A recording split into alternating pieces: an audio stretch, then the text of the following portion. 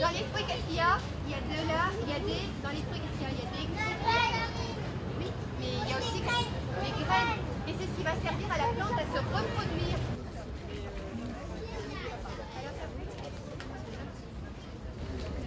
Il est clair qu'un des objectifs extrêmement importants pour la prise en compte de la protection de notre environnement, de la nature, des espèces qui nous entourent, passe à travers la pédagogie des enfants et la pédagogie des générations futures qui seront les décideurs et les gouvernants de demain.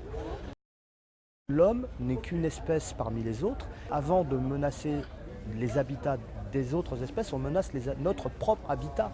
La planète est notre habitat, c'est notre maison.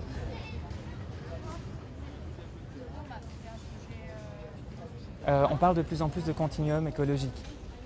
Nécessaire dans les villes de ne pas interrompre cette continuité écologique. Et les gens se sont organisés en associations et ont commencé ce qu'on a appelé la guérilla jardinière. Et la guérilla jardinière, c'est reprendre des friches, reprendre des lopins de terre abandonnés, reprendre des rues et des boulevards abandonnés et produire là-dessus une agriculture urbaine de proximité en circuit court. Ce continuum écologique est intéressant au niveau biodiversité, au niveau système écologique.